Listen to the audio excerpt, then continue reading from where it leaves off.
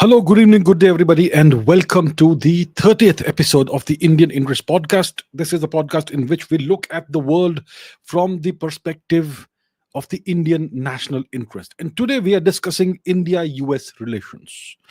So, the India US relationship is one of the most consequential relationships globally, geopolitically, and it is certainly the most important relationship that India has with any of the nations because the US is the world's only superpower, the most powerful nation.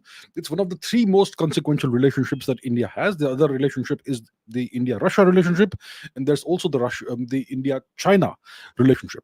So today we discuss the India-US relationship, particularly in the context of the Trump presidency, the second Trump presidency.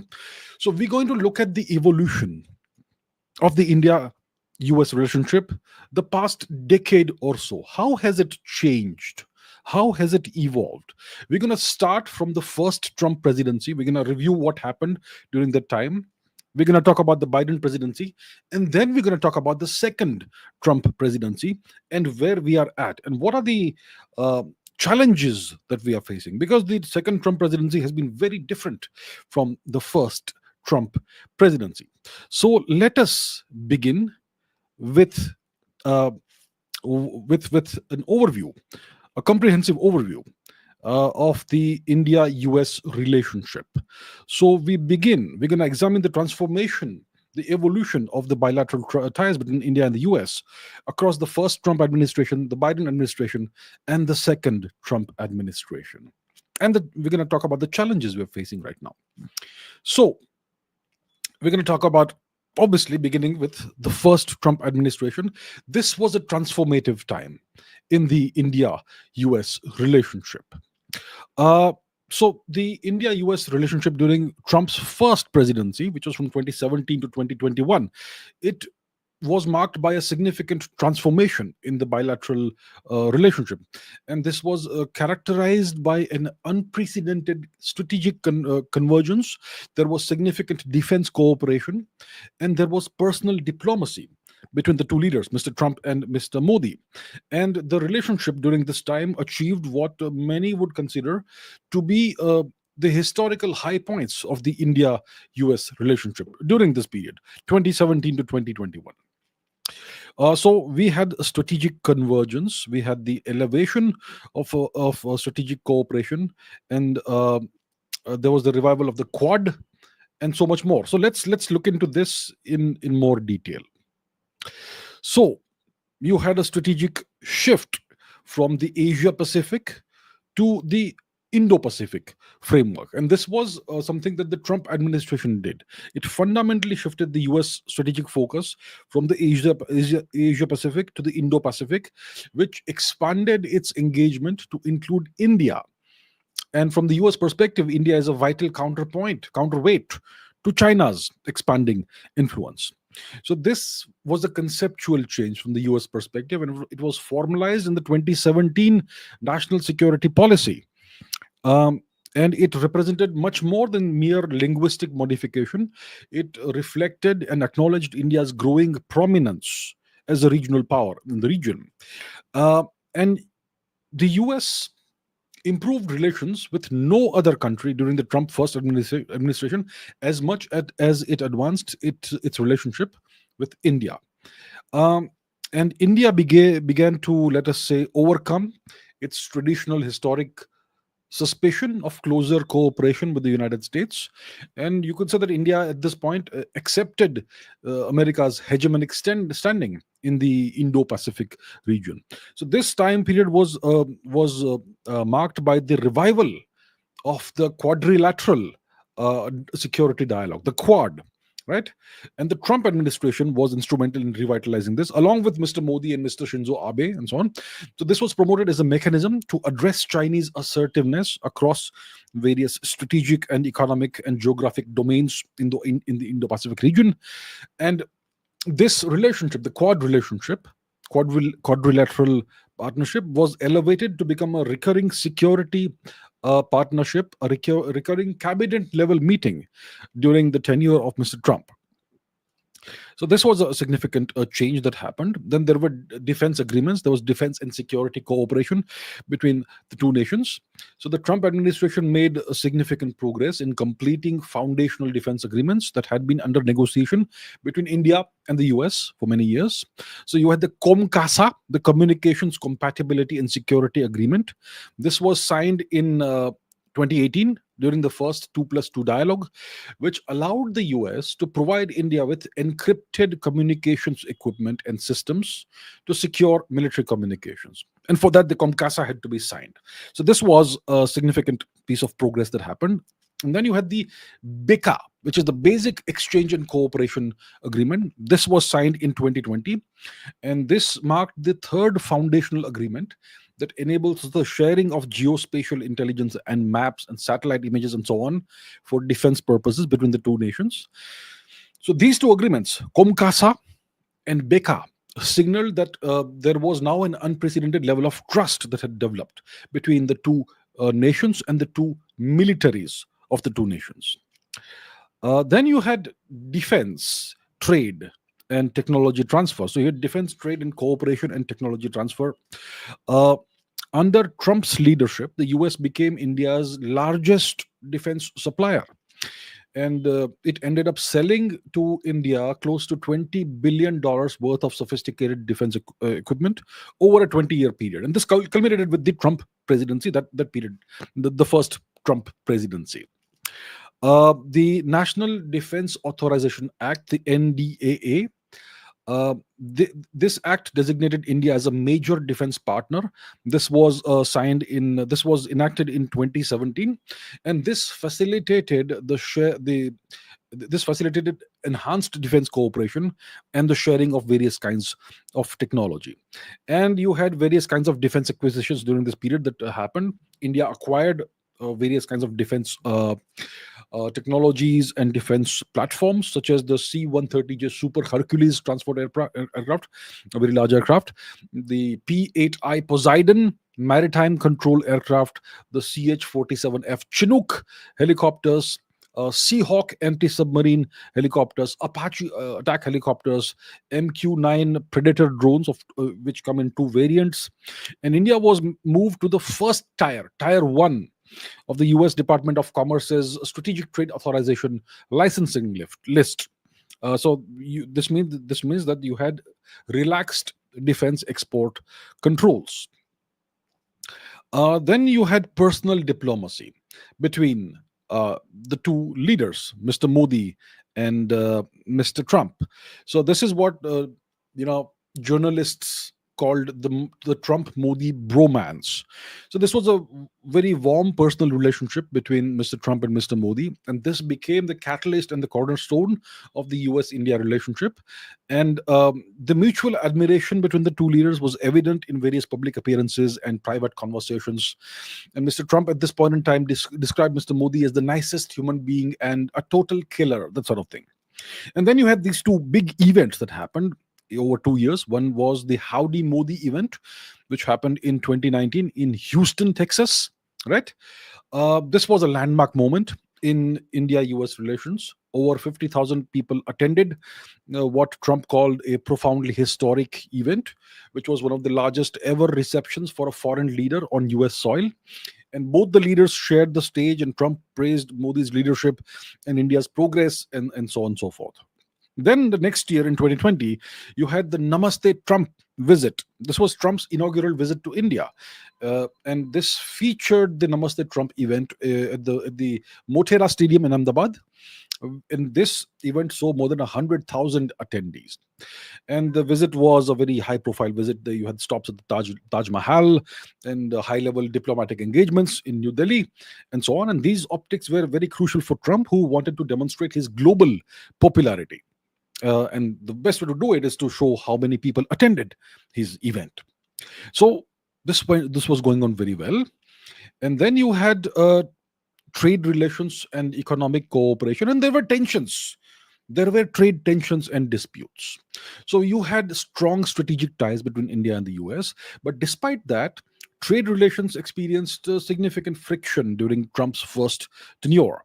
So the Trump administration terminated India's generalized system of preferences GSP status in 2019, and the Americans claimed that India had not provided equitable and reasonable access to its markets.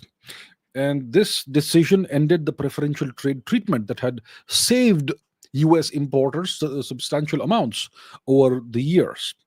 Then the Trump administration imposed tariffs on Indian steel and aluminum exports in 2018 under Section 232 of the Trade Expansion Act. And they cited national security concerns. And India responded with retaliatory tariffs on American goods worth more than $1.4 billion or so. And then there were the H-1B visa challenges. So the H-1B visa program became a significant irritant, thorn in the India-US relationship. And Trump had this executive order, which was buy American, hire American. And Trump called for a comprehensive review of the H-1B visa program. And as we know, Indian nationals accounted at that time for about 75% of approved H-1B applications. So this made Indians particularly vulnerable to the proposed restrictions. And under the Trump administration, the US increased the denial rates of the visa, and it slowed down the processing times for the visa, which made it harder for Indian professionals to obtain work visas in the US. So these are all significant frictions that were experienced between the two nations during this period. Then you had positive things also. So we had technology partnerships, innovation partnerships. This happened in various critical and emerging technologies. So the Trump administration initiated cooperation in various critical and emerging technologies like semiconductors, AI, artificial intelligence, and space technology. The US-India Strategic Technology Partnership was established. It facilitated cooperation and collaboration between the research communities and private sectors in both nations. Then there was space cooperation that was initiated. Both the nations expanded their space cooperation during Trump's first tenure, which built on existing partnerships, and it explored new areas of collaboration in civil space programs. So this included sharing of satellite data, and it also included joint research initiatives. Then obviously we have to look at regional security and the Chinese factor, right? So the Trump administration's approach to China, it significantly aligned with India's interests, because India faces what some would say a significant threat from China, maybe existential threat from China, is certainly territorial disputes and a very aggressive, belligerent China on the northern frontier. So Trump had this confrontational stance towards Beijing. And this, you could say, provided assurance to India that America's commitment to the Indo-Pacific security remained unwavering. It remained robust and strong. And there was this new nascent concept of a US-China G2 condominium, and that was going on for some time, and this was largely put to rest during the Trump presidency number one. And then the Trump administration maintained a relatively hands-off approach on the Kashmir issue, which previous administrations had not done. So Trump avoided criticism of India's decision to revoke Article 370 in 2019. And Trump's administration was consistent with the Modi government's endeavor in combating what Trump called radical Islamic terrorism. This is what Trump said. And the Trump government supported India's counter-terrorism efforts during the first Trump presidency. Then you had the COVID crisis, right? The COVID-19 crisis that began in 2019, late 2019, the fall of 2019. So then you had hydroxychloroquine diplomacy. So during the early months of the pandemic in 2020, Trump personally requested Prime Minister Modi to lift India's export ban on hydroxychloroquine, which India had implemented to secure its domestic supplies. So after Mr. Trump made this request, India provided 35.82 lakh tablets of hydroxychloroquine. That's 3.5 1.82 million tablets of hydroxychloroquine, along with the various active pharmaceutical ingredients, to the US. So, this episode demonstrated the personal rapport between the two leaders. It also demonstrated India's willingness to support the US during a global crisis. So, in 2020, in December 2020, Mr. Trump awarded Prime Minister Modi with the Legion of Merit, which is the highest US military decoration for foreign officials. And this was in recognition of Mr. Modi's role in elevating India-US relations. And Mr. Modi received this honor alongside the Australian Prime Minister Scott Morrison and the former late Japanese Prime Minister Mr. Shinzo Abe, who were described as the original architects of the Quad. So this was going well, but then you also had challenges and limitations under the first Trump presidency. So you had growing defense cooperation between India and the US. But despite this growing defense cooperation, India decided to purchase the S-400 Triumph surface-to-air missile defense system from Russia in October 2018. And this created tensions between India and the US. So this purchase, according to the Americans, potentially violated the Countering America's Adversaries Through Sanctions Act, which is called the CATS Act.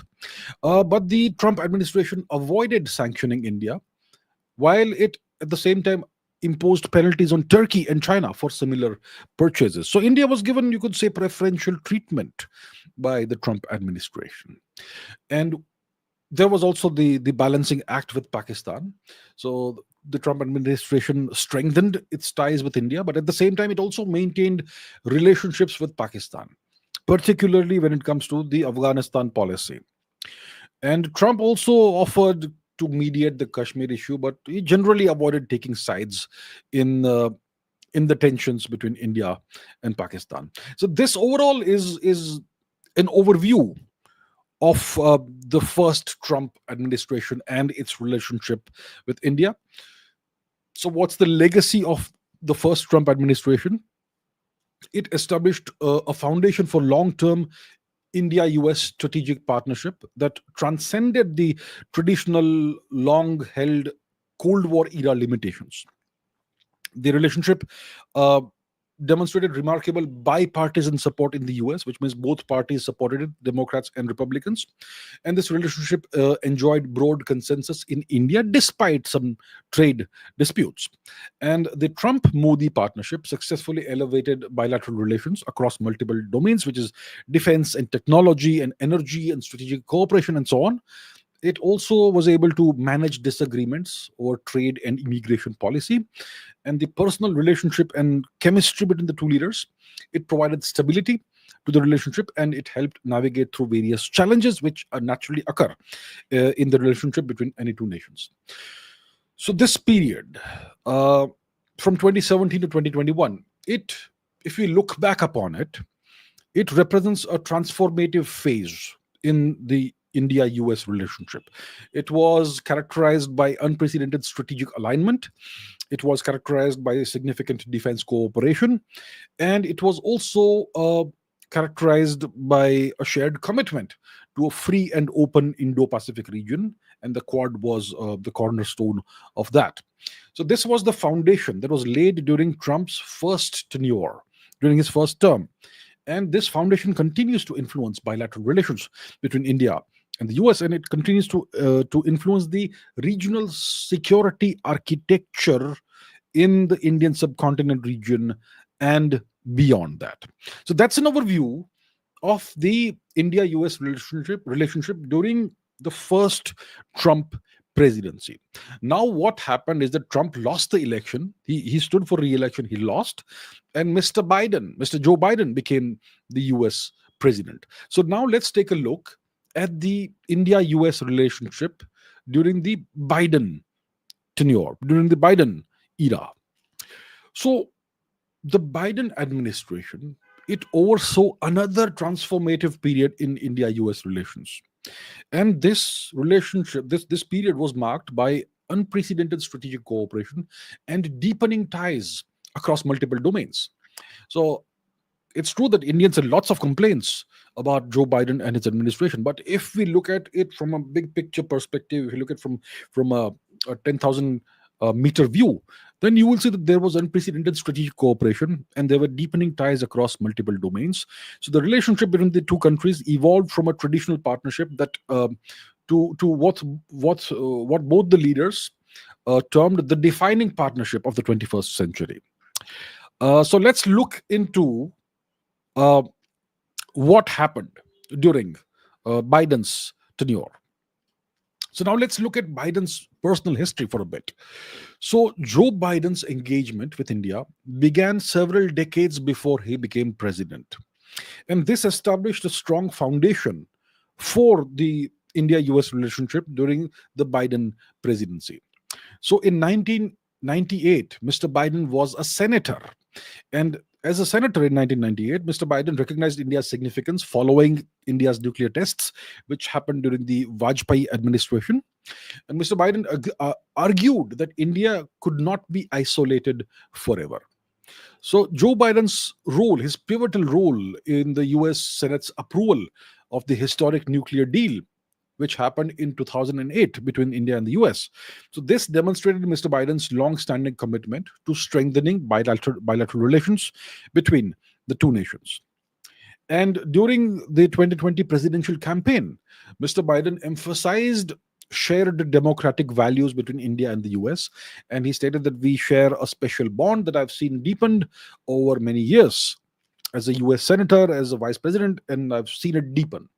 And so this was the historical perspective that informed the Biden administration's approach to India as a crucial strategic partner. So now let's look at the engagement between the two nations, the two leaders, during the tenure of Mr. Biden.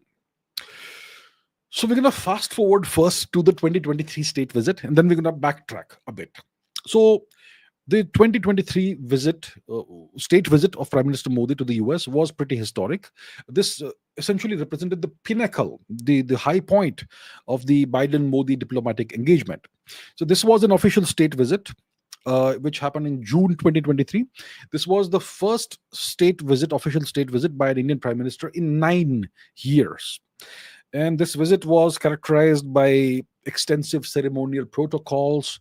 It included a state dinner, and this visit yielded significant outcomes across multiple sectors. And this visit included Mr. Modi's address to the US Congress and his participation in International Yoga Day celebrations at the UN headquarters in New York. And both the leaders, Mr. Biden as well as Mr. Modi, emphasized the unprecedented levels of trust and collaboration between their two nations. And please remember that this comes more than a year after the special military operation began in Ukraine, right? So this was the high point, the pinnacle of the relationship during the Biden administration. Now let's backtrack a little bit.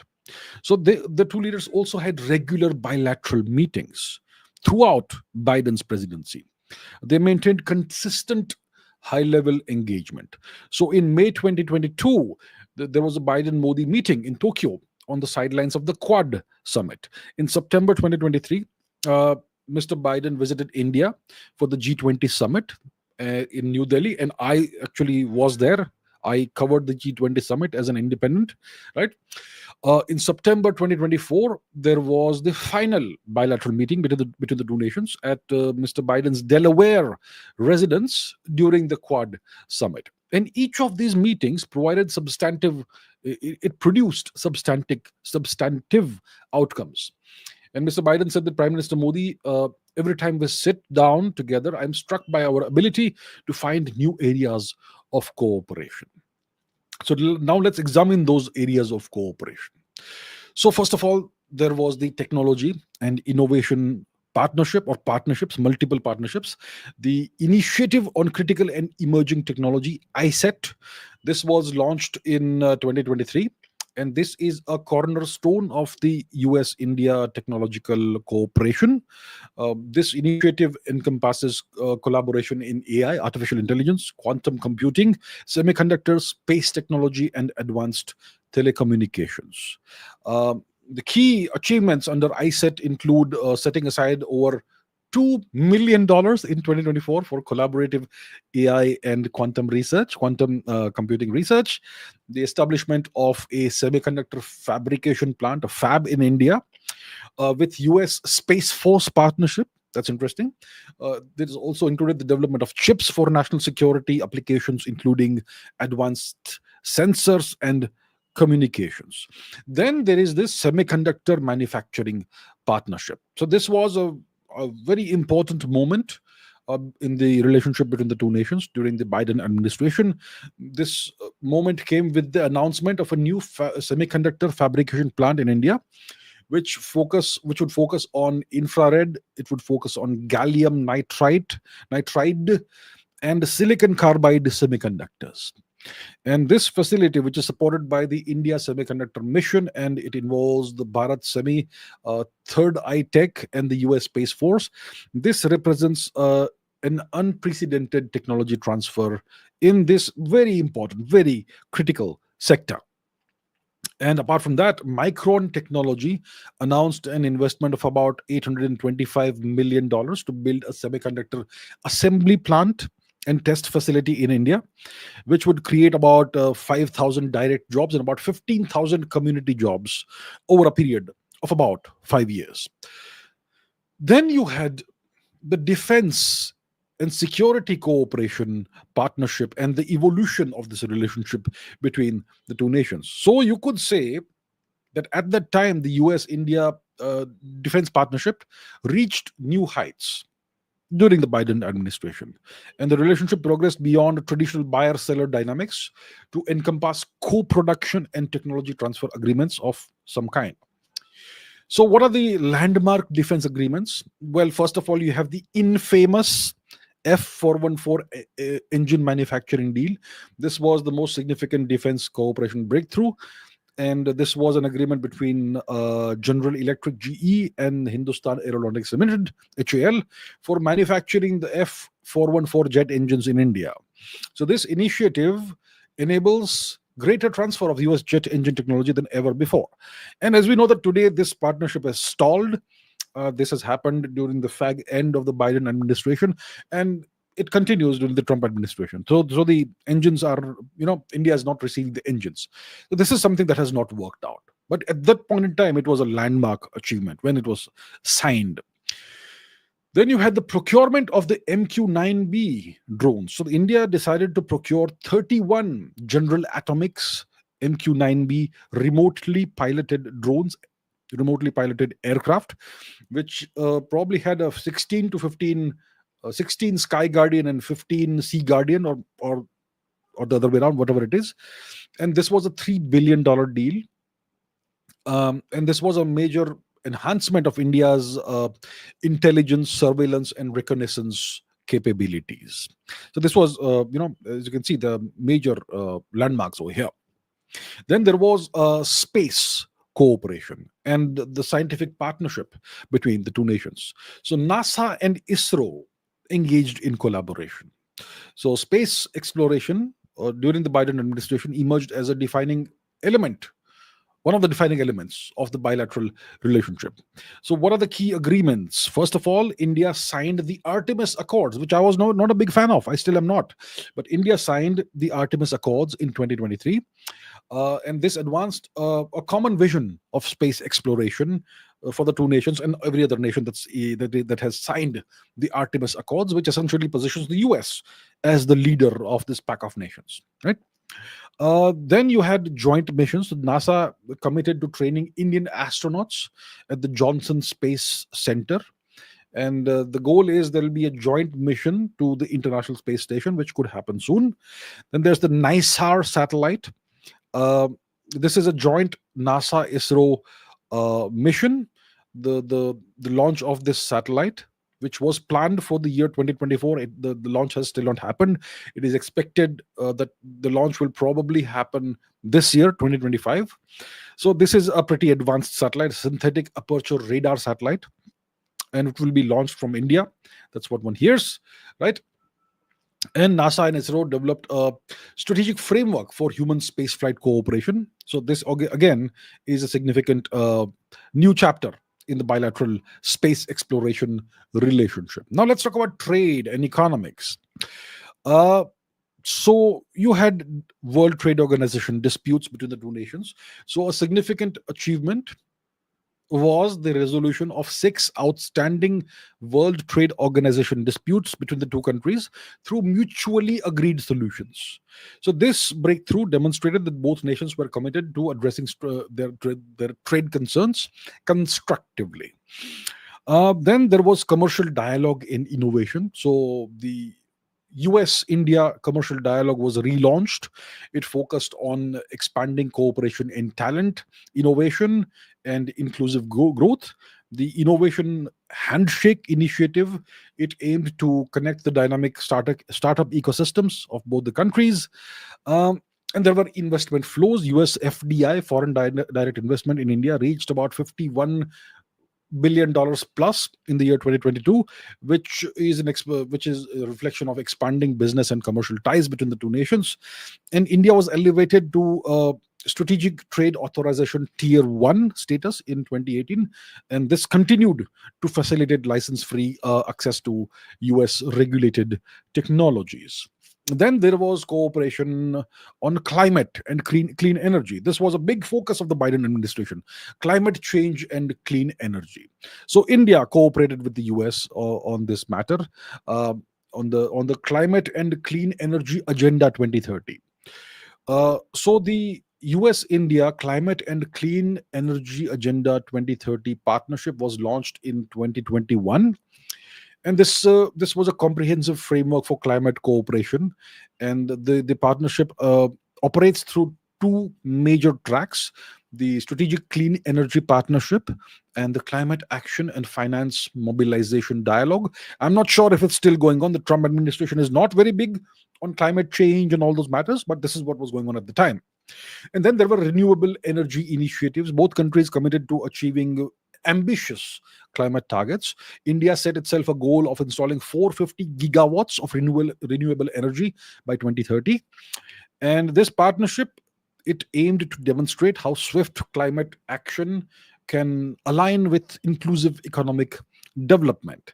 And there was a roadmap to build safe and secure global clean energy supply chains. This was unveiled in 2024, and so on.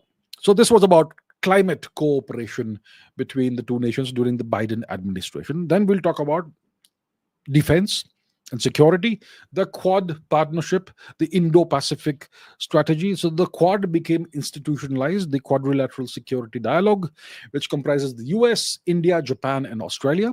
This was significantly strengthened under the Biden administration. And the Quad evolved from an informal arrangement to an institutionalized partnership with regular summits and ministerial meetings. And the focus shifted to the Indo Pacific. This is something that continued from the previous Trump administration. And India played a central role in Biden's Indo Pacific strategy. And the objective of this strategy from the US perspective is to build a free and open and prosperous and secure Indo Pacific, which obviously is a hint towards China. And this strategy recognized India as a crucial partner in addressing challenges posed by China's aggressive, expansionist, and super assertive behavior in the region. Um, so there was a Quad summit in 2024. Uh, it announced various initiatives, over 84 million dollars in US pledges for partnerships with 14 Indo-Pacific countries. India announced 50 Quad scholarships worth half a million dollars for Indo-Pacific students, and there was enhanced cooperation in maritime domain awareness and cybersecurity, which is very important. Then what else did we have? We had the I2. So this is okay. This is still the Quad, the things that I mentioned just now, and then there was the I2U2 initiative. So this was an extension of the Abraham Accords. This is a multilateral partnership. So the I2U2 partnership is between India, Israel, the UAE, and the US. And this emerged during the Biden administration as an innovative multilateral framework It was established in 2021. And this initiative focuses on cooperation in various sectors like water, energy, transportation, technology, health, space, food security, etc. And in 2023, the I2U2 launched a private enterprise partnership to increase business community awareness and support projects furthering the initiative's various goals. And it includes various business councils, and it aims to mobilize private sector participation. So this is the I2U2. Now let's talk about challenges and areas of disagreement between India and the US during the Biden administration. So as we know, in February 2022, Mr. Putin launched the special military operation on Ukraine, something that is still ongoing. And that's where we begin to see a significant divergence between the Indian position and the American position. So the Russia-Ukraine war starts. We can call it whatever we want, special military operation or Russia-Ukraine war. And India decided to maintain a neutral stance on the Russia-Ukraine war. And this became a significant point of tension between India and the US. So the US pressurized India to condemn Russia and to participate in the US-led sanctions on Russia.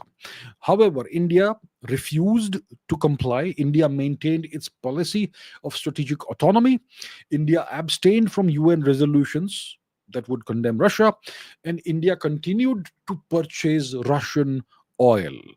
Significant Russian oil purchases ensued as a consequence. Significant discounts also for India. So Mr. Biden acknowledged India's position, but he continued, let's say, encouraging India to support Ukraine. And the Biden administration adopted a leveraging neutrality approach. It officially recognized that India's strategic autonomy must coexist with the India-US partnership. But on the other hand, the US started this campaign in the media, etc., to malign India and to portray India in a bad light. So that's where it all began, around 2022, February onwards.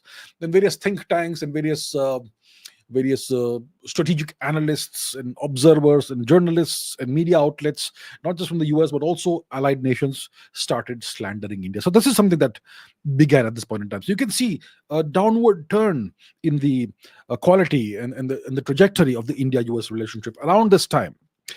Then there were the assassination plot allegations. So this was a significant challenge that emerged in the relationship between the two nations in 2023-24. And the US made allegations of an Indian government official's alleged involvement in an alleged plot to assassinate a Sikh terrorist, Gurpatwant Singh Panun, who is an American citizen on US soil. So this allegation made by the US that doesn't seem to have any substance behind it, this severely degraded the relationship. It tested the relationship between the two nations. Although both governments said that they were committed to addressing the matter through proper channels, there was also the Trudeau issue, which is a separate issue, but not really separate because Canada is deeply aligned with the United States. Then we can talk about regional issues such as Afghanistan. So Afghanistan happened. Does anybody remember Afghanistan? There was a handover of power from the US to the Taliban. So the US handed over power to the Taliban in Afghanistan. And after that, the US and India coordinated their responses to various regional security challenges in the Gandhar, Afghanistan region. And the US and India shared concerns about terrorism possibly emanating from Afghanistan, the potential of this happening, and its impact on regional stability. Then India, as we know, has a growing role in the security of the Middle East region. India is a major maritime power and naval power.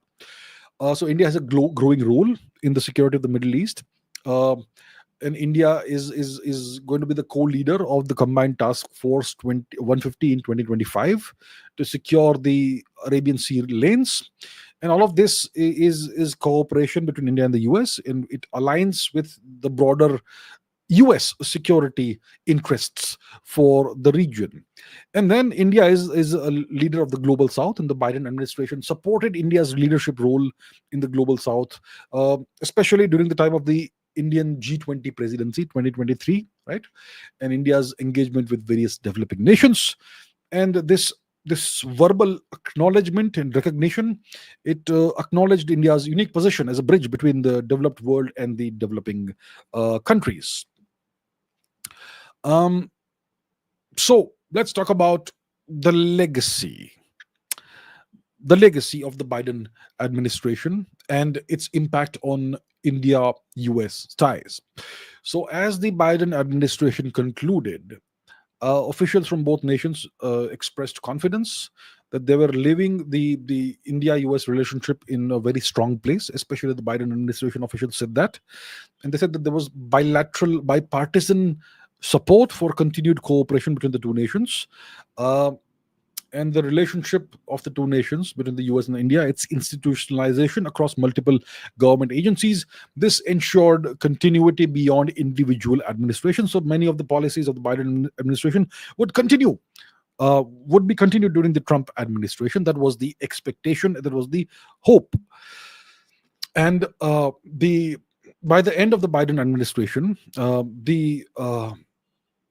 the relationship between the two nations, it became pretty comprehensive.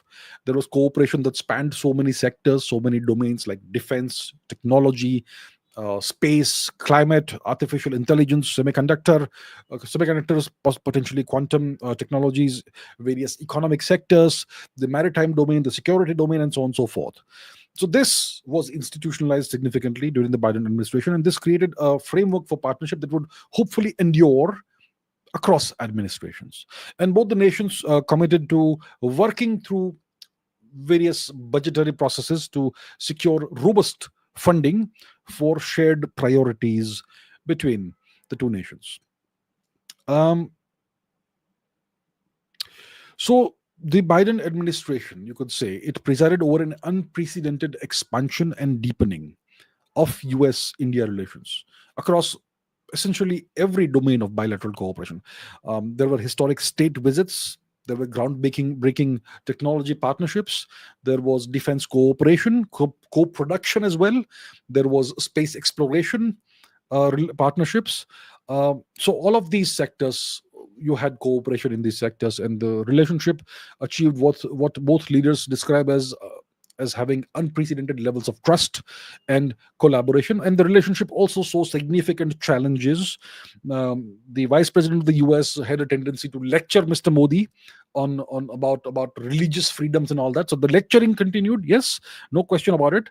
And there were more serious challenges like the disagreement between the US and India about India's strategic autonomy, about India's position on the Ukraine conflict and all.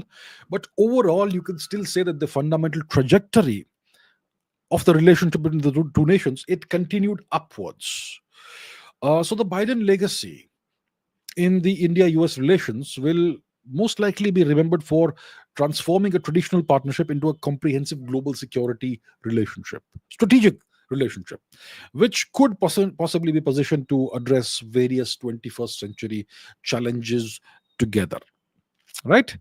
So that's the deal with the Biden administration, which ended. And then what happens is Mr. Trump comes back to power. He returns to power, Mr. Trump, the triumphant Mr. Trump. So that is the second Trump administration, right? So we're going to look at the initial months. It's only been 5-6 months that Mr. Trump has been in power. So let's take a look at the relationship between the two nations during the second Trump administration. And there is significant changes. There's a significant transformation. So Mr. Donald Trump assumed office for his second term on January 2025. And the India-US relationship has since then undergone a significant transformation. You have ambitious cooperation initiatives, and there are significant and notable tensions as well. This relationship, these past few months, has been has been marked by a significantly transactional approach from the Trump administration. They have put a strong emphasis on trade reciprocity. They have put emphasis on strategic defense partnerships. So let us take a look. Let's do a comprehensive overview of the major developments and the highlights and the challenges that we have witnessed in India-US relations in the first 5 or 6 months, 5 months roughly, of the second Trump administration. So, what have we seen happen thus far? So, one of the most significant developments in bilateral relations was the launch of the US-India Compact initiative, catalyzing opportunities for military partnerships, accelerated commerce and technology. So, the Compact initiative, and this happened during Prime Minister Modi's official working visit to the US, to Washington, in February this year. So, this is a framework that aims to drive transformative change across various key pillars of cooperation. Uh, so, the two leaders, they announced plans to sign a new 10-year framework for a US-India major defense partnership in the 21st century later in 2025. This partnership will focus on enhancing military cooperation, increasing trust between the two nations, and expanding intelligence sharing and joint humanitarian operations. Then there was an exercise called Tiger Triumph 2025 that was held in April this year. It involved about 3,000 personnel from both the nations, and it demonstrated that there is growing interoperability between the armed forces of the two nations. And then there was the launch of the Autonomous Systems Industry Alliance, Asia Alliance, and the objective is to scale various industry partnerships in advanced autonomous technologies, particularly in maritime systems and AI-enabled counter unmanned various naval systems capabilities. So this was the US-India Compact initiative, and it's whatever came out of that. Now there is obviously trade and investment in trade and technology. This is something that is very important. So the two leaders, Mr. Modi and Mr. Trump, they set an ambitious Mission 500 goal to more than double bilateral trade to $500 billion by 2030. So we've got about 5 years to go for that. And both the nations committed to negotiate the first tranche of a mutually beneficial multi-sector bilateral trade agreement by the fall of this year, 2025. India offered tariff reductions on selected US products like bourbon whiskey, motorcycles that Mr. Trump loves so much, ICT products, metals, and so on. And the US welcomed measures to enhance market access for US agricultural products. But there are issues that remain in the agricultural sector. Then there is the Trust Initiative, the US-India Trust, which is transforming the relationship utilizing strategic technology, that initiative. So this was launched to boost cooperation in defense and artificial intelligence and semiconductors and quantum computing and biotechnology, energy, space, etc. And this initiative includes partnerships for semiconductor supply chain cooperation, and there's a focus on reducing dependency on China. That's very important from India's perspective, very much so. And space collaboration has also been enhanced. And NASA and ISRO are partnering to send the first Indian astronaut to the International Space Station. And there's plans to expedite the NISAR dual radar satellite mission, which is scheduled for launch, I believe, this year, June 2025. We'll see how that goes. So these are positive signs thus far. But then we have trade tensions and tariff disputes. So it all begins in April when Trump launches essentially, well, I will not use the N word, nuclear word, but he launched this big strike globally, right? So there was this ambitious cooperation agenda between India and the US. However, April 2 onwards, trade tensions have emerged as a significant challenge in the bilateral relationship. So what happened on April 2, 2025? On that day, President Trump announced a sweeping 26% tariff on all imports from India. And this naturally sent shockwaves through Indian markets and global markets because he did that globally, essentially. So this move was rooted in Trump's America First mantra America First agenda. And Trump says that he aims to correct what he calls unfair trade practices, and he wants to tilt the economic balance globally in America's favor, America first. And Mr. Trump referred to India as one of the highest tariffed nations anywhere in the world, which signals his growing dissatisfaction with India's tariff policies. So this was like a unilateral attack on India and the other nations.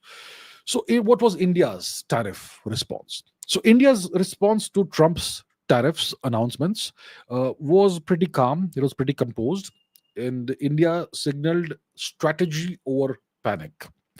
So on the 6th of May, 2025, India offered to reduce tariffs on selected US products like steel, automotive components, pharmaceuticals, within a specific import quota as part of the broader negotiations. And we have these negotiations that are ongoing between India and the US.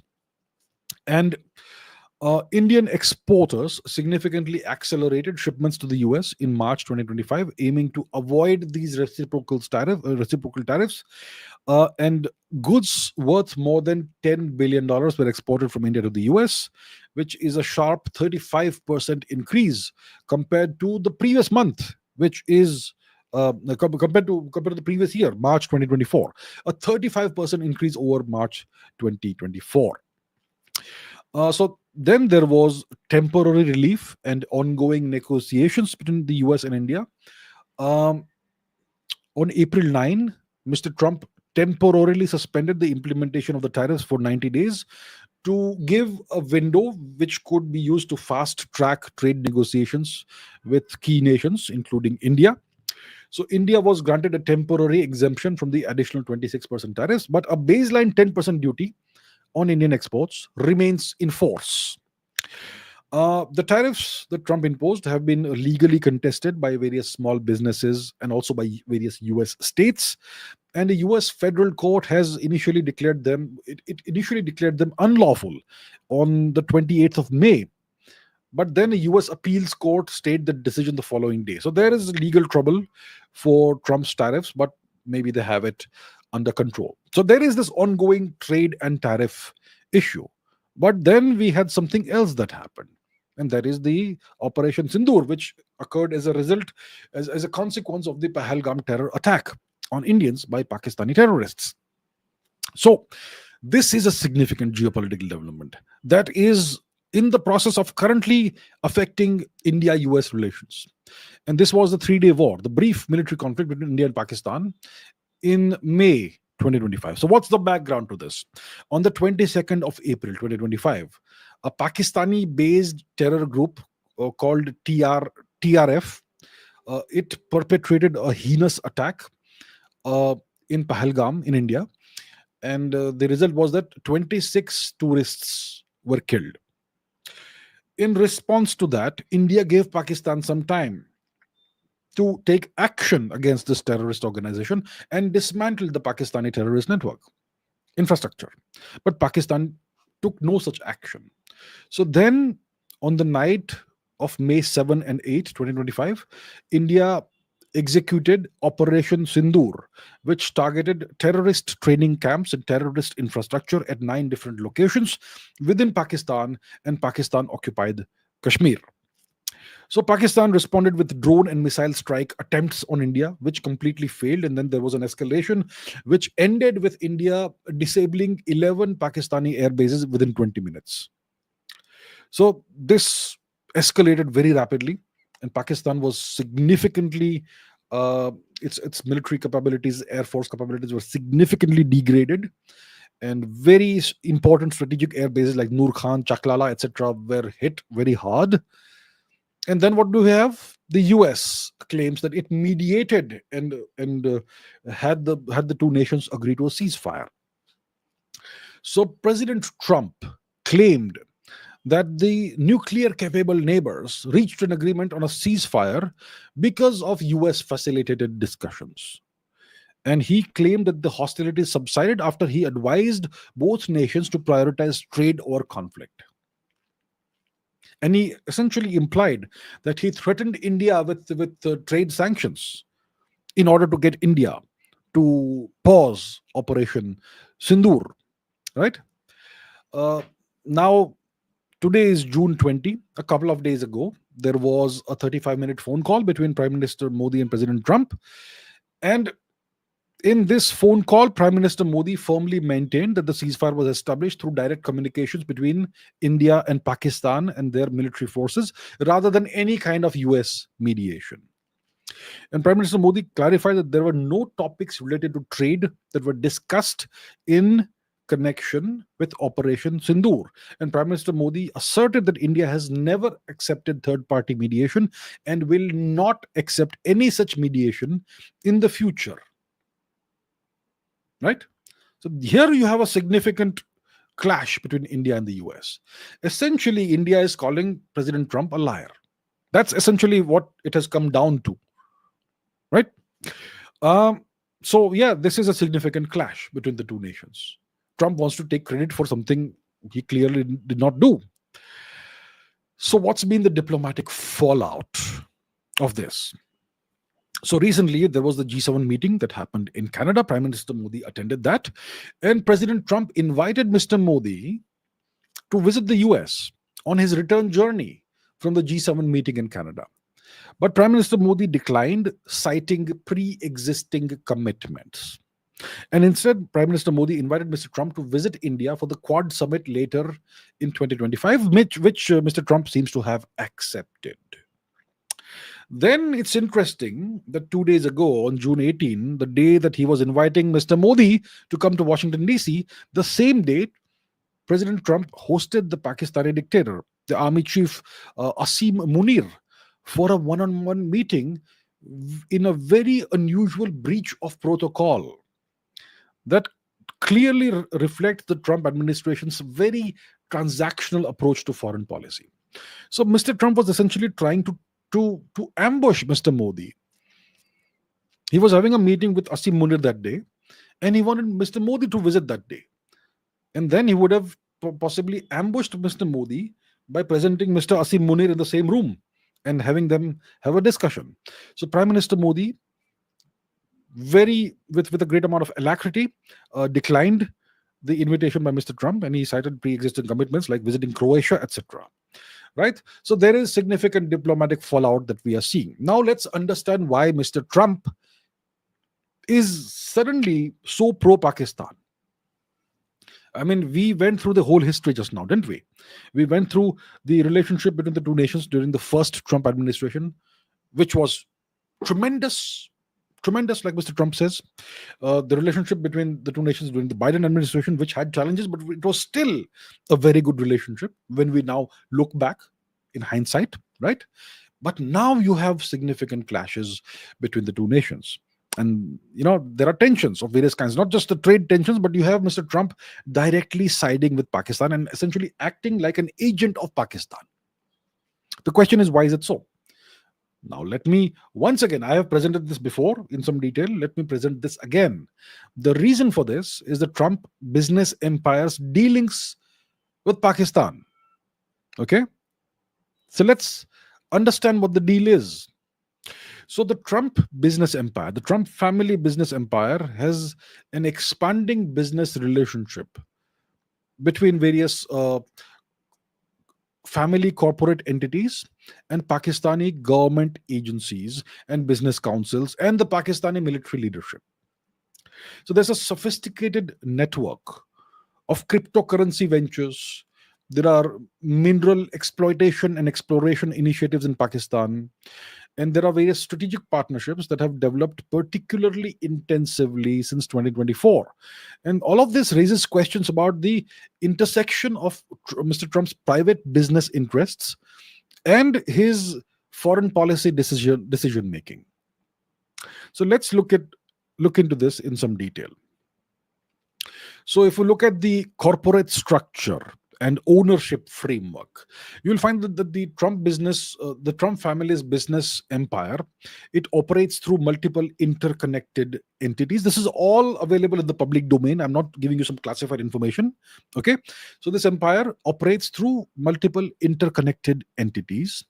One is Trump Media and Technology Group Corporation, TMTG. This Corporation serves as the primary publicly traded vehicle. As of June 2024, President Trump uh, beneficially owns approximately 64.9% of the voting power of TMTG's outstanding common stock, which includes 36 million earn out shares.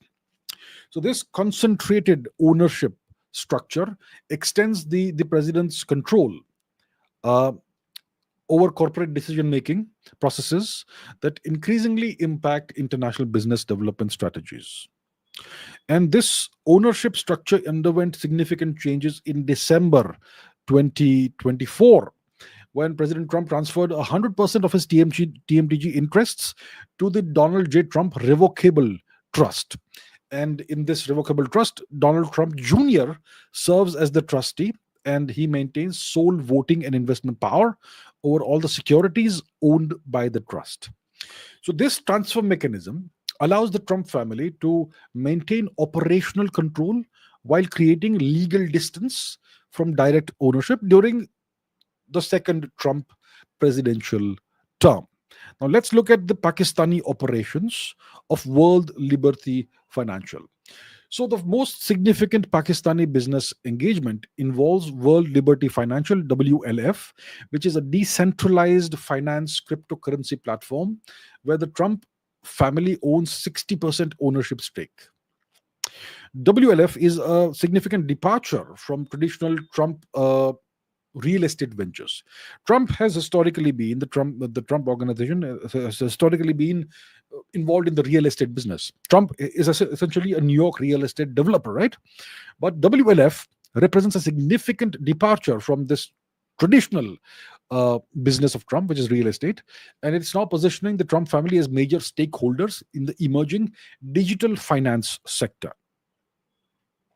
So on April 26, 2025, WLF signed a letter of intent with the Pakistan Crypto Council, which is an organization that was established just 1 month prior to that date, with the ambitious goal of transforming Pakistan into the Indian subcontinent's leading cryptocurrency hub. So this agreement encompasses blockchain technology expansion. It encompasses stable coin adoption, decentralized finance integration across Pakistan's economic infrastructure, and so on and so forth. So the Pakistani Crypto Council, and it's interesting, but they strategically appointed Changpeng Zhao, the founder of Binance, as an advisor to enhance the initiative's credibility within international cryptocurrency markets. And WLF sent a delegation to Pakistan, which included high profile representatives Zachary Folkman, Chase Herro, and Zachary Witkoff, the son of Steve Witkoff, Trump's longtime associate and special envoy.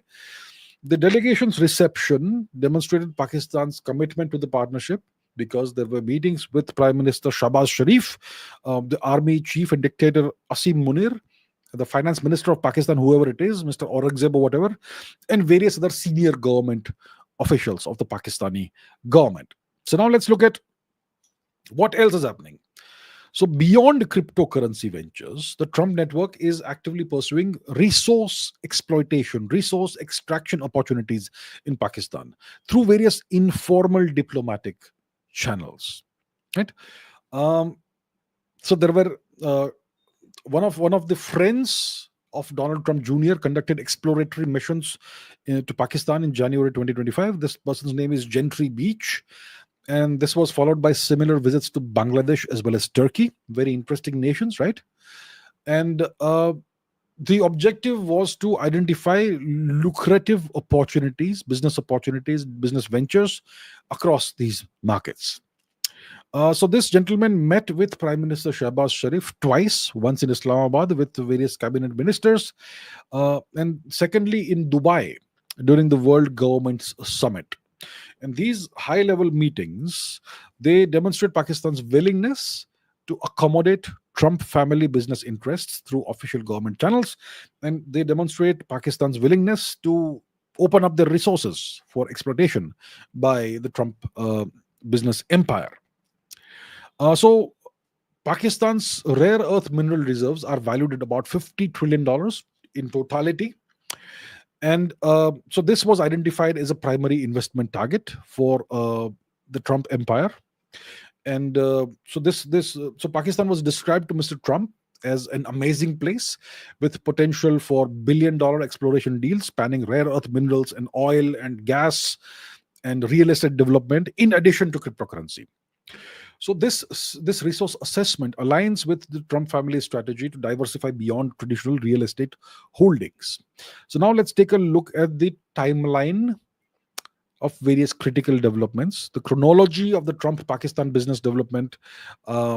This reveals strategic timing that coincides with significant geopolitical events. Take a look at this. So the Pakistan Crypto Council was established in March 2025, just weeks before the WLF partnership agreement. So this rapid institutional development, it suggests advanced coordination between Pakistani officials and the Trump business empire. Okay, advanced coordination. So that kind of explains Mr. Trump's sudden love for Pakistan. That's one thing. Then there was this crypto deal signing that happened between the WLF and Pakistan, right? This happened on April 2026. This happened just 4 days after the terrorist attack in Pahalgam. And this is very interesting because there is an apparent disconnect between ongoing security concerns, terrorist concerns, and the accelerated business negotiations. So there is clear proximity, just 4 days between the two events. And this raises questions about whether business considerations have influenced subsequent US foreign policy positions regarding Pakistan. Essentially, it raises the question whether Mr. Trump's personal business considerations are influencing his official US foreign policy positions regarding Pakistan. And then obviously we had Operation Zindur. This was India's military response to the Pakistani terrorism, right? And after that, Mr. Trump claimed credit for mediating a cessation of hostilities. And he said that he used economic sanctions threat to compel India to halt its military operation in just 3 days, right? And this intervention by Trump, this interference by Trump, it coincided with Trump's decision to exempt $396 million in security assistance for Pakistan. So, very interesting set of coincidences that we have over here, which kind of explain Mr. Trump's newfound love for Pakistan. So, what are the legal and regulatory implications of all of this? So, clearly, we see that there is an expansion of Trump family business interests in Pakistan, and this raises significant conflict of interest questions and concerns, given the family's proximity to the US government's decision-making processes, right? The president's son, Donald Trump Jr., he has dual roles as TMTG director and trustee of his father's business holdings. This creates direct links between private commercial interests and political influence. Clearly, I mean, it's you have to be blind to not see that. And the Securities and Exchange Commission, the SEC, its filings reveal extensive risk disclosures regarding Mr. Trump's control over TMTG operations. The documents note that President Donald J. Trump has the ability to significantly influence the outcome of matters that are submitted to TMTG's stockholders for approval, including the election of directors and any merger or consolidation or sale of all or substantially all of the TMTG's assets. So there is this concentrated control mechanism that extends to international business development decisions, and this may clearly conflict with US strategic interests. So the Trump organization's pattern of international business complications, it adds some amount of context to his current Pakistani ventures, and so this kind of explains what's going on and why Mr. Trump is so suddenly acting like essentially like a Pakistan agent. He's so strongly pro-Pakistan. Why he is inviting somebody like who? Like this gentleman to meet him at the Oval Office or wherever in the White House. So there are military connections and security considerations. So the Pakistani military leadership, has a direct involvement in facilitating the Trump family's business interests. And this is an incredibly unusual convergence of commercial and security relationships. So, the army chief, the dictator, Mr. Asim Munir, he has participated in meetings with WLF representatives, and this shows that there is institutional Pakistani military support for cryptocurrency initiatives and the Trump family's initiatives. And this is essentially military endorsement, which has occurred shortly before this gentleman Asim Munir authorized operations connected to the Pahalgam attack. Very interesting set of connections and coincidences. And the integration of business development with military relationships, this follows patterns observed in other Trump family international ventures. So this suggests that the Pakistani leadership views the Trump business partnerships as vehicles for broader strategic influence at the highest levels within US decision-making circles. And Pakistan has a historical practice, a long-standing practice of offering strategic captures and intelligence cooperation to influence US policy. And this gives you context for the current business diplomacy integration, right? So Pakistan has repeatedly used selective counter-terrorism cooperation with the US, never with India. They have done strategic timing of high-value target arrests, etc., to build goodwill with various US administrations. So this suggests that this is part of the same pattern, right? So, so let's conclude about the Trump business empire and how it influences Mr. Trump's approach towards Pakistan. So the Trump business empire's Pakistani business engagement, this represents a significant expansion of their international portfolio. It's moving beyond traditional real estate development. It's moving into cryptocurrency. It's moving into resource exploitation and extraction, rare earths and oil and gas and so on. And it's moving into strategic partnership development. The Trump family owns 60% of World Liberty Financial. This positions them as major stakeholders in Pakistan's digital finance transformation. And the resource exploration initiatives through associates like others, so various people like Gentry Beach, etc., they demonstrate that there is broader extractive industry ambitions within the Trump business empire. So the timing of these business developments, the scope of these business developments, their proximity to significant geopolitical interests like the terrorist attack in Pahalgam, Operation Zindur, etc., and the subsequent US policy positions favoring Pakistan, they raise very substantive questions about the appropriate boundaries between private commercial interests and government policy formation. These business relationships continue to develop as we speak, and their impact on US-Pakistan relations and the broader security, regional stability in the Indian subcontinent region is going to require ongoing scrutiny from us, from India. We are international partners of the US, that's what they claim. These developments will require significant scrutiny from us. And we should be seriously concerned about the integrity of these diplomatic and security related decision making processes that are emanating from the Trump organization, right? So this, I hope, explains Trump's sudden, you could say not sudden, but recent U-turn about Pakistan. He has in the past characterized Pakistan as a nation that can't be trusted, but now he is the number one fan of Pakistan. It's all about self-interest. And that's, I'm not sure if it's appropriate for the president of a nation to put his self-interest or to allow his self-interest to dictate foreign policy. Not sure about that. Anyhow, let's continue about the India-US relationship during the second Trump administration. So what other issues do we have? What other sticking points do we have? What other problems do we have? We have immigration policy changes that are affecting Indian origin people. So the Trump administration, during its second tenure, has implemented significant changes to immigration policies, which primarily affect Indian nationals.